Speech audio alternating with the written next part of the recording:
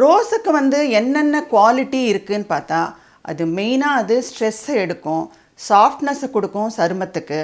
அதே மாதிரி ரோஸை வந்து நம்ம இன்டேக்காகவும் எடுத்துக்கலாம், அப்ளிகேஷன்லேயும் யூஸ் பண்ணலாம். பொதுவான பிரச்சனை இப்போ வந்து எல்லாருக்குமே இருக்கிறது வந்து ஹீமோக்ளோபின் லெவல் கம்மியாக இருக்கிறது.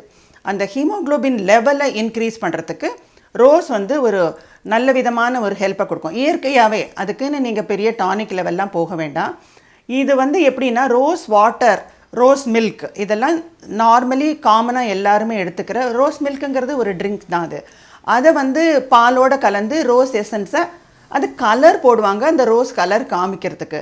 பட் அந்த கலரிங் இல்லாமையே நம்ம ரோஸ் வாட்டரை செஞ்சு அதை நம்ம எடுத்துக்கலாம். அந்த மாதிரி எடுத்துக்கும் பொழுது அது ஒரு கண்டினியூஸாக ஒரு 40 days 50 days எடுத்துகிட்டு இருந்தால் அது இன்க்ரீஸ் ஆகிறது. ஹீமோக்ளோபின் லெவலை முதல்ல செக் பண்ணிவிட்டு ஒரு 60 daysக்கு அப்புறமா நீங்கள் இந்த ரோஸ் வாட்டரை டெய்லி கன்சியூம் பண்ணிவிட்டு மறுபடியும் நீங்கள் எடுத்து பார்க்கும்போது ஹீமோக்ளோபின் லெவலில் கொஞ்சம் சேஞ்ச் தெரிய ஆரம்பிக்கும்.